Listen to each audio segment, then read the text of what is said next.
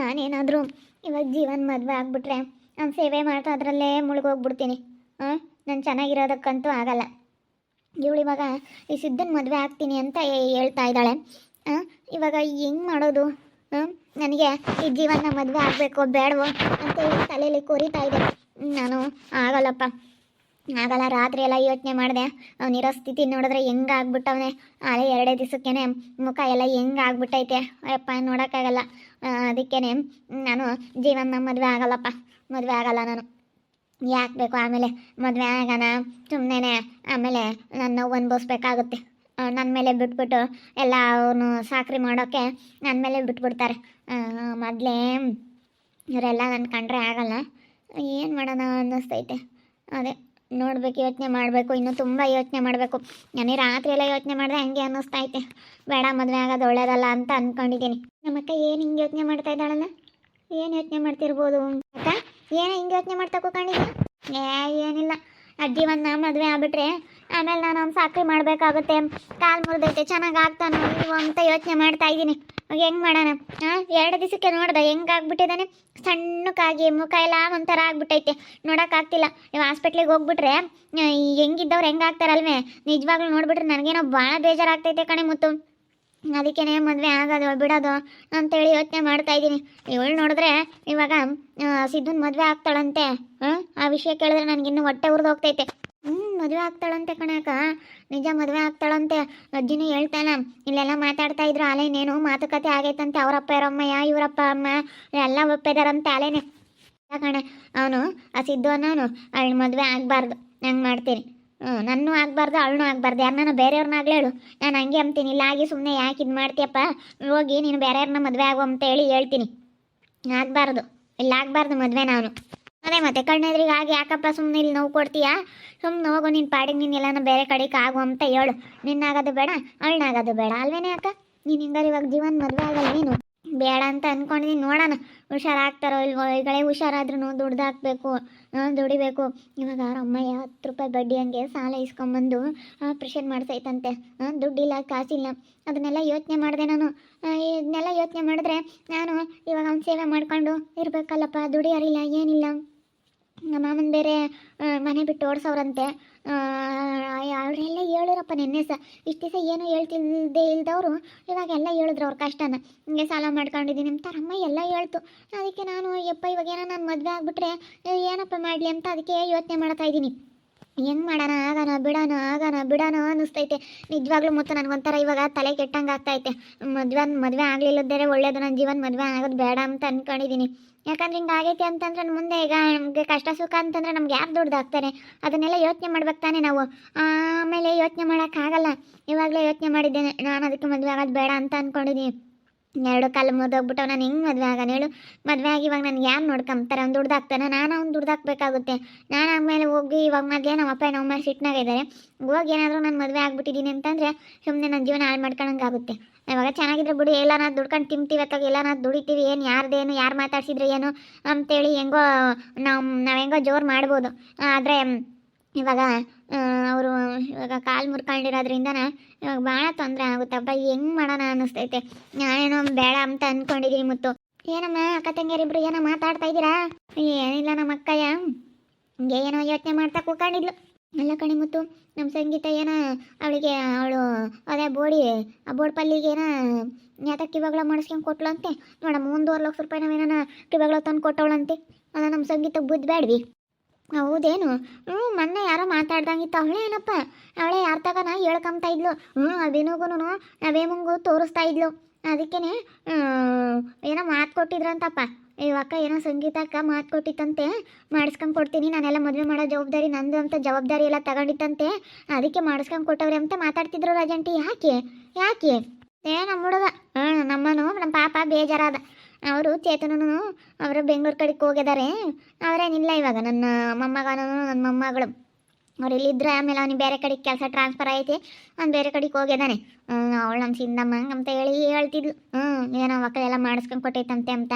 ಅದಕ್ಕೆ ನೋಡಿ ನಮ್ಗೆ 1 ರೂಪಾಯಿ ಕೊಡಲ್ಲ ಅಣ್ಣ ತಮ್ಮಳಾಗಿರೋರಿಗೆ, ಕಡೆಗಳರಿಗೆ ಘನವಾಗಿ ಮಾಡಿಕೊಟ್ಟವಳೆ ಅಂತೇಳಿ ನಾವು ಇಷ್ಟೊತ್ತು ಗಂಟೆ ಮಾತಾಡಿ ನೋಡಪ್ಪ. ಅವಳೇನು ಹಿಂದ್ಲಾಳಲ್ಲ ಮುಂದ್ಲಾಳಲ್ಲ, ಅವಳಿಗೆ ಯಾಕಪ್ಪ ಮಾಡಿಸ್ಕೊಂಡು ಕೊಡಬೇಕು? ಅಯ್ಯೋ ಅವಳಿರೋ ಚಂದಕ್ಕೆ ಕಿವಿ ಒಲೆ 1,50,000 ಬೇರೆ ಖರ್ಚು ಮಾಡಿ ಮಾಡಿಸ್ಕೊಂಡು ಕೊಟ್ಟೈತಿ. ಇವ್ರಿಗೆ ಯಾಕೆ ಬದ್ದೆ ಇಲ್ವಾ ಈ ಸಂಗೀತಕ್ಕನಿಗೆ ಹೇಳು. ಅವ್ರಿಗೇನು ದುಡ್ಡು ಐತೆ ಅಮ್ಮ, ದುಡ್ಡಿದ್ರು ನೋಡಿ ನನ್ನ ಮಗ ಸೋಸಿಗೆ ₹1 ಖರ್ಚು ಮಾಡಲ್ಲ. ಅವಳು ಸೆನಕ್ಕಿಲ್ದವಳು. ಇವಾಗ ಅವಳಿಗೂ ಪಾಪ ಕೈ ಕಾಲು ಸ್ವಲ್ಪ ಓಡಾಡಕ್ಕೆ ಬರಲ್ಲ, ಏನಿಲ್ಲ. ಹಿಂಗೆ ಅವನೇ ಯಾತ್ಕಾನ ಹಿಂಗೆ ಬದುಕಿ ಪತ್ತಿಗೆ ಹೋಗ್ತಾನೆ, ನಡುವೆ ಹಿಂಗಲ್ಲೋ ಇಲ್ಲೂ ಹೋಗ್ತಾನ.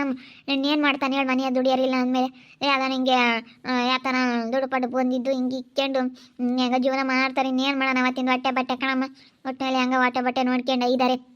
ಅವಳಿಗೆ ಆಗಲ್ಲ, ಅವ್ರ ಅಪ್ಪ ರಮ್ಮೆ ದುಡ್ದಿರೋದ್ರಾಗ ಅವರು ಮನೆಗೆ ಹಂಗೆ ನೋಡ್ಕೊಂತಾರೆ. ನನ್ನ ಮಗ ಸೋಂಬೇರಿ ದುಡಿಯಲ್ಲ ಅಂತ ಇನ್ನೇನು ಮಾಡೋದು ಹೇಳು. ಅಲ್ಲ ನೋಡು, ಇವಳು ಇಷ್ಟೊಂದು ಐತೆ ಬಿಡು, ಅವಳಿ ಲೋಕ ಹೊಡೆದೈತಲ್ಲ. ಒಂದಿಟ್ಟು ಕೈಲಾದೊಟ್ಟು ನಂಗೆ ಕೊಡೋಣ ಮಾಡೋಣ ಅಂಬದು ಬೇಡ. ಕಡೆಗ್ಲಾರಿಗೆ ಗನ್ವಾಗ ₹1,00,000 ಇವಾಗಲ ಮಾಡಿಸ್ಕೊಂಡು ಕೊಡ್ತಾಳೆ. ಅಂಟಮ್ಲಿಗೆ ಹಿಂದ್ಲಾರಿ ಮುಂದ್ಲಾರ್ಗ ಆಗಲ್ವಲ್ಲ ಅವಳು. ತಡಿ ಹೋಗಿ ಹೇಳ್ತೀನಿ. ಅವನು ನಮ್ಮನೆ ಇಲ್ಲ ಹೇಳಮ್ಮ, ಅವಳೆಲ್ಲಿ ಮಾಡಿಸ್ಕೊಂಡು ಕೊಡ್ತಾಳೆ ಮೊದಲೇ ಕಂಜೂಸ್ ಅವಳು ಅಂತೇಳಿ ನಮ್ಮ ಪಾಪ ನಮ್ಮನಪ್ಪ ಗಮ್ತಿದ್ದ. ಕಂಜೂಸ್ ನನ್ನ ಮಗ ಅಂಡೆ ಅವಳೇನು ಮಾಡಿಸ್ಕೊಡಲ್ಲ, ಅವಳೆಲ್ಲಿ ಮಾಡಿಸ್ಕೊಂಡು ಕೊಡ್ತಾಳೆ ಅಂತೇಳಿ ಅವನು ಹಂಗಂತ ಬೈಕೆಂತಿದ್ದ. ನಾನು ಇಲ್ಲ ಕಣ್ ಪಾಪ, ಯಾರು ಹಂಗಂತಿದ್ರು ಅಂತಂದೆ. ಅದಕ್ಕೆ ನಾನು ನೀನು ಕೇಳಿದ್ರೆ ಗೊತ್ತಾಗುತ್ತೆ ಅಂತೇಳಿ ಅದಕ್ಕೆ ನಾನು ನಿಮ್ಮನ್ನು ಕೇಳಿದ್ದು. ನನ್ನೆಲ್ಲ ಅವೇಮನ್ಗೂ ಎಲ್ಲ ತೋರಿಸ್ತಾ ಇದ್ಲು. ನೋಡೇ ಇವೇ ಕಿವಿ ಓಲೆ ನಾವು ಹೊಸವು ಅಂತೇಳಿ ತೋರಿಸ್ತಾ ಇದ್ಲು. ಅವೇನ ಹೊಸ ಥರದ ಜುಮ್ಕೆ ಒಂದು ತೊಲ್ದಾವೇನೋ ಅಂತೆ, ₹1,50,000 ಏನೋ ಆಯಿತು ಅಂತೇಳಿ ಇವಾಗ ಹೊಸ್ದಾಗೆಲ್ಲ ಬಂದಿದ್ದಾವಲ್ಲಪ್ಪ ಜುಮ್ಕೆ. ಅದಕ್ಕೆ ಇಗಳವ ಇಲ್ಲೆಲ್ಲನ ಫುಲ್ ಗೋಲ್ಡ್ ಮುತ್ತೆ ಹಾಕ್ಸಿದ್ದೀನಿ, ಗೋಲ್ಡ್ ಮಣಿನೇ ಹಾಕ್ಸಿದ್ದೀನಿ. ಕಲರ್ ಹಾಕಿಸ್ಲಿಲ್ಲ, ಕಲರೆಲ್ಲ ಬಿದ್ದು ಹೋಗ್ಬಿಡ್ತವೆ, ಮುತ್ತು ಅದೆಲ್ಲ ವೇಸ್ಟೇಜು, ಹಳ್ಳೆಲ್ಲ ತೆಗಿತಾರೆ ಅಂತೇಳಿ ಬರೀ ಬಂಗಾರದವೇ ಮಾಡಿಸಿದ್ದೀನಿ ಅಂತೇಳಿ ಮಾತಾಡ್ತಾ ಇದ್ರು ಅವರೆಲ್ಲನೂ. ನಾನು ಕೇಳಿಸ್ಕೊಂಡೆ. ನಾವು ಅವಾಗ ಬಿಡು ತಗಂಬ್ಲೇಳು, ನಮಗೇನು ಇಷ್ಟ ಆಗಲ್ಲ. ನಮಗೆ ಬಂಗಾರ ಗಿಂಗಾರ ಎಲ್ಲ ಇಷ್ಟನೇ ಆಗಲ್ಲ. ಅಷ್ಟೇ ಕಣಂಟಿ, ಬಂಗಾರ ಗಿಂಗಾರ ಎಲ್ಲ ಏನು ಇಷ್ಟ ಆಗಲ್ಲ ನಮಗೇನಿದ್ರು. ಬಟ್ಟೆ ಬರೆ ತಿನ್ನೋಕ್ಕೂ ಉಣ್ಣೋಕ್ಕೂ ಸ್ಟ್ಯಾಂಡರ್ಡ್ ಆಗಿದ್ದರೆ ಸಾಕು. ನಮಗೆ ಮೇಯ್ನ್ ಬಟ್ಟೆನೇ ಇರೋದು. ನಮಗೇನು ಯಾವ ಒಡವೆ ದುಡ್ಡು ಅದೆಲ್ಲ ಏನು ಇಷ್ಟ ಆಗಲ್ಲ ನನಗೇನು ಒಳ್ಳೊಳ್ಳೆ ಬಟ್ಟೆಗಳು ಇಟ್ಕೋಬೇಕು, ಚೆನ್ನಾಗಿ ಒಳ್ಳೊಳ್ಳೆ ಫುಡ್ಗಳ. ನನಗೆ ಹೆಂಗೆ ಅಂತಂದರೆ ಹೋಟ್ಲಕ್ಕೆ ಹೋಗಿ ಚೆನ್ನಾಗಿ ತಿನ್ನಬೇಕು, ದೊಡ್ಡ ಹೋಟ್ಲಿಗೆ ಹೋಗಬೇಕು, ಆ ರೀತಿ ಆಸೆ ಅಷ್ಟೇ ನನಗೆ. ಇನ್ನೇನು ಬೇರೆ ಏನೂ ಆಸೆ ಇಲ್ಲ ನನಗೆ. ಯಾವ ಒಡವೆ ಮೇಲಾಗಲಿ, ಬೇರೆ ಯಾತ್ ಬೆಳ್ಳಿ ಚಿನ್ನ ಅಂಥದ್ರ ಮೇಲೆಲ್ಲ ನನಗೆ ಯಾವುದಕ್ಕೂ ಆಸೆ ಇಲ್ಲ. ಮನೆ ಕಟ್ಟಬೇಕು, ಮತ್ತು ಸೈಟ್ ತಗೋಬೇಕು, ಇನ್ನು ಏನೇನೋ ಆಸೆಗಳೆಲ್ಲ ಇರುತ್ತಲ್ಲ, ಅದೆಲ್ಲ ಏನು ಆಸೆ ಇಲ್ಲ ನಮಗೆ. ನಮಗೇನಿದ್ರು ಇರೋವರೆಗೂ ಒಳ್ಳೆ ಬಟ್ಟೆ ಇಟ್ಕೋಬೇಕು, ಚೆನ್ನಾಗಿ ಹೈಟೆಕ್ ಆಗಿರಬೇಕು ಅನ್ನೋದೇ ನಮ್ಗೆ ಆಸೆ. ಅದೇ ನಮ್ಗೆ ಇವಾಗ, ಬೇರೆ ಇನ್ನೇನೂ ಇಲ್ಲ. ಯಾರೇ ನೀನು ಸಾಯ್ವಾಗ ಹೊತ್ಕೊಂಡು ಹೋಗಲ್ಲ ಹೇಳು. ಯಾತು ಇವಾಗ ಏನು ಮಾಡಿದ್ರೆ ಏನಕ್ಕೆ ಬಂದಂಗೆ ಯಾರೇನೇನು ಹೊತ್ಕೊಂಡು ಹೋಗಲ್ಲ. ಸುಮ್ಮನೆ ನಮ್ಮ ಪಾಡಿಗೆ ನಾವು ಇರ್ಬೇಕಷ್ಟೇ. ಸರಿ ಅಮ್ಮ ಹೋಗ್ತೀನಿ, ನೋಡು ಮಾಡಿಸ್ಕೊಟ್ಟಾಳಂತ ಹೋಗಿ ಹೇಳ್ತೀನಿ ತಡಿ ಒಳಗೆ. ನಮ್ಮ ತಿನ್ನಮ್ಮ ಇಲ್ಲ ಕಣತ್ತೆ ಅಂದ್ಲು. ನೋಡು ಇವರು ಅಂತಾರೆ ₹1 ಕಳ್ಕೊಂಬಲ್ಲ ಸಂಗೀತಕ್ಕ, ಅವಳಿಗೆ ಅಬ್ಬೋಡ್ ಪಲ್ಲಿ ಮಾಡಿಸ್ಕೊಂಡು ಕೊಟ್ಟವಳು. ಅಯ್ಯೋ ದೇವ್ರೆ, ಬಿಡತ್ತ ಅಲ್ಲ. ಇವಾಗ ಹೆಂಗೆ ಮಾಡೋಣ? ನಾನಂತೂ ಮದುವೆ ಆಗೋದು ಬೇಡ ಅಂತ ಡಿಸೈಡ್ ಮಾಡಿದ್ದೀನಿ. ಅದಕ್ಕೆ ಇನ್ನೊಂದು ಸ್ವಲ್ಪ ಯೋಚನೆ ಮಾಡಬೇಕು. ಮತ್ತು ಇವಾಗ ಚೆನ್ನಾಗಿರೋರು ದುಡಿಯೋದೇ ಕಷ್ಟ ಇವಾಗ.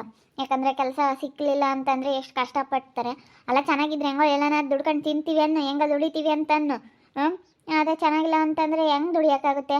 ಅವ್ರು ನೋಡ್ದೆ ಹೆಂಗೆ ಹಾಕಿದ್ದಾನೆ ಜೀವನ. ಸ್ವಲ್ಪ ದಿನಕ್ಕೆ ನೋಡೋಕ್ಕಾಗಲ್ಲ, ಮುಖ ಎಲ್ಲ ಫುಲ್ಲು ಸಣ್ಣ ಆಗಿಬಿಟ್ಟೈತೆ.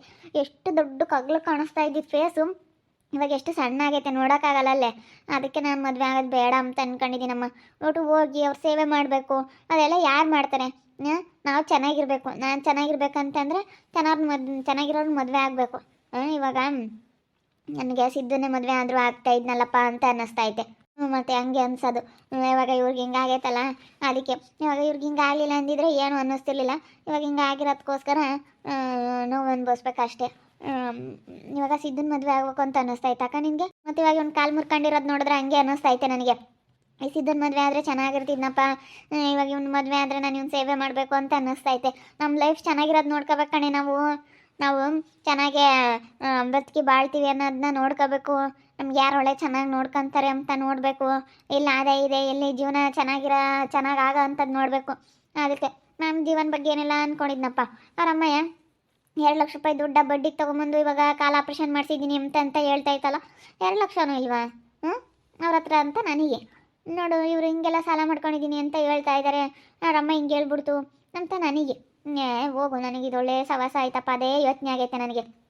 ಇಲ್ಲ ಕಣೆ ಮುತ್ತು, ಆಗಲ್ಲ ಬಿಡು, ಆಗಲ್ಲ ನಾನು ಮದುವೆ ಆಗಲ್ಲ. ಇವಾಗ ಸಿದ್ಧನೇ ಮದುವೆ ಆದರೂ ಆಗ್ತಿದ್ದೆ ಅಂತ ಅನ್ನಿಸ್ತೈತಿ. ಏನು ಮಾಡೋದಪ್ಪ ಅನ್ನಿಸ್ತೈತೆ ಹೋಗತ್ಲಾಗ ಇವಾಗ. ನಾನು ಆಗಲ್ಲ, ತಿರ್ಗಿ ಆಮೇಲೆ ಹೋಗಿ ಎಲ್ಲ ಅನ್ಭವಿಸೋದು ಯಾರು? ಅದೇ ಮತ್ತೆ. ಅಯ್ಯೋ ಭಾಳ ಕಷ್ಟ ಅಕ್ಕ. ಇವಾಗಿನ ಕಾಲದಾಗೆ ಎಲ್ಲ ಚೆನ್ನಾಗಿದ್ರೆ ಒಂದೊಯ್ತು. ಇವಾಗ ಬಿದ್ದು ಕಾಲು ಮುರಕೊಂಡವ್ರ ಭಾಳ ಕಷ್ಟ. ಅದು ಯಾವತ್ತಿದ್ರೂ ನೋವು ತಿನ್ನಲೇಬೇಕು. ಭಾಳ ಸೂಕ್ಷ್ಮಾಗಿರ್ಬೇಕು. ಈಗ ದೇವ್ರು ಏನು ಕೊಟ್ಟಿದ್ದಾನೋ ಅದೇ ಪರ್ಮೆಂಟು.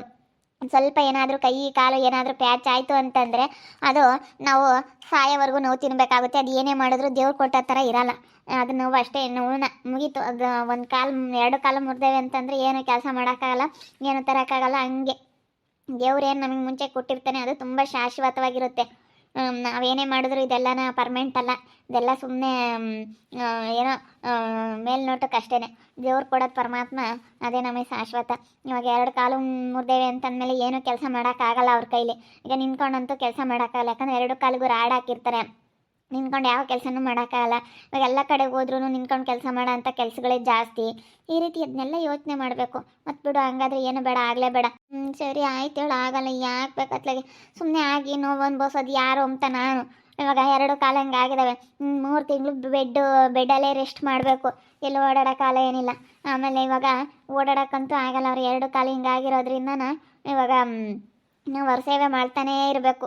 ಎಲ್ಲ ಪ್ರತಿಯೊಂದೂ ಎಲ್ಲ ನಾವೇ ಮಾಡಬೇಕಾಗುತ್ತೆ. 1, 2 ಇಂದ ಹಿಡಿದು ಅದನ್ನೆಲ್ಲ ಯೋಚನೆ ಮಾಡಿದೆ. ಅದೆಲ್ಲ ನನಗೆ ಆಗಲ್ಲಪ್ಪ. ಏಪ್ಪ ಆ ಥರ ಕೆಲಸಗಳು ಅಂತಂದರೆ ನನಗೆ ಆಗೋದೇ ಇಲ್ಲ. ಒಂಥರ ಏಪ್ಪ ಬೇಜಾರಾಗುತ್ತೆ. ಆ ಥರ ಕೆಲಸಗಳೆಲ್ಲ ಮಾಡ್ಬೇಕಂತಂದರೆ ತುಂಬ ಬೇಜಾರಾಗುತ್ತೆ. ಮತ್ತು ಹಂಗೆ ಅನ್ಸೋದು. ನೋಡಿ ಯೋಚನೆ ಮಾಡು, ನಿನಗೆ ಹೆಂಗೆ ಅನ್ಸುತ್ತಾ ಹಂಗೆ. ಮತ್ತೆ ಗಳಪ್ಪೋ ನನ್ನ ತಂಗಿ ಹಿಂಗೆ ಹೇಳಿದ್ಲು ಅಂಬೋದು ಬೇಡ. ನಿನ್ಗೆ ಹೇಗೆ ಅನ್ಸುತ್ತಾ ಹಂಗೆ ಡಿಸಿಷನ್ ತಗೋ. ಸರಿ ಆಯ್ತು ಹೇಳಿ, ತುಂಬ ಇನ್ನೂ ಯೋಚನೆ ಮಾಡ್ತೀನಿ. ಯೋಚನೆ ಮಾಡಿ ಆಮೇಲೆ ಅದೇನು ಮಾತಾಡಬೇಕು ಅದನ್ನ ಆಮೇಲೆ ಅದನ್ನ ಮಾತಾಡ್ತೀನಿ ಅಷ್ಟೇ. ಏನು ಮಾಡೋದಪ್ಪ ಅನ್ನಿಸ್ತೈತೆ ಹೋಗತ್ಲಾಗೆ. ನನಗಂತೂ ಭಾಳ ಬೇಜಾರಾಗ್ತೈತೆ. ನನ್ನ ಜೀವನ ಏನಪ್ಪ ಹಿಂಗಾಯ್ತು ದೇವ್ರೇ ಅನ್ನಿಸ್ತಾ ಐತೆ. ಇವನ್ನ ಮದುವೆ ಆಗೋದು ಬೇಡ ಅಂತ ಅಂದ್ಕೊಂಡಿದ್ದೀನಿ. ಯಾಕಂದರೆ ಹಾಸ್ಪಿಟ್ಲಿಗೆ ಹೋಗಿ ನೋಡಿದ್ವಿ. ನಮ್ಗೆ ಇಲ್ಲೆಲ್ಲ ಹೇಳಿದಾಗ ಸ್ವಲ್ಪ ನಂಬಿಕೆ ಇರಲಿಲ್ಲ. ಕಾಲು ಮುರಿದೈತೆ ಅಂತ ಹೇಳಿದಾಗ ಸುಮ್ಮನೆ ಹೇಳ್ತಾರೇನೋ ಅಂತ ಅಂದ್ಕೊಂಡಿದ್ದೆ. ಆದರೆ ಅಲ್ಲಿಗೆ ಹೋಗಿ ನೋಡಿದ ಮೇಲೆ ನನಗೆ ಅನ್ನಿಸ್ತು ಇವಾಗ ತುಂಬ ಕ್ರಿಟಿಕಲ್ ಆಗಿದೆ ಜೀವನ ಪರಿಸ್ಥಿತಿ. ನಾನು ಇವಾಗ ಏನಾದರೂ ಹೋಗಿ ಮದುವೆ ಆಗಿಬಿಟ್ರೆ ನಾನೇ ನೋವು ಅನುಭವಿಸ್ಬೇಕು. ಎಲ್ಲ ತುಂಬ ಕಷ್ಟ. ಅದಕ್ಕೆ ಮುಂಚೆಗೆ ಯೋಚನೆ ಮಾಡಬೇಕು ಇದನ್ನೆಲ್ಲನ. ನೋಡ್ತಾ ಇರಿ, ಏನೇನಾಗ್ಬೋದಂತ ಮುಂದಿನ ಭಾಗದಲ್ಲಿ ನೋಡ್ತಾ ಇರಿ. ಹಾಗೆ ವಿಡಿಯೋ ಬಗ್ಗೆ ನಿಮ್ಮ ಒಬ್ಬಿಬ್ಬರನ್ನ ಕಮೆಂಟ್ ಮಾಡಿರಿ. ಹಾಗೆ ವಿಡಿಯೋ ಇಷ್ಟ ಆಗಿದ್ರೆ ಲೈಕ್ ಮಾಡಿ, ಶೇರ್ ಮಾಡಿ. ಇನ್ನೂ ಯಾರ್ಯಾರು ನಮ್ಮ ಚಾನಲ್ ಸಬ್ಸ್ಕ್ರೈಬ್ ಮಾಡ್ಕೊಂಡಿಲ್ಲ ತಪ್ಪದೆ ಕೂಡಲೇ ಸಬ್ಸ್ಕ್ರೈಬ್ ಮಾಡ್ಕೊಳ್ಳಿ. ಓಕೆ ವೀಕ್ಷಕರೇ, ಧನ್ಯವಾದಗಳು.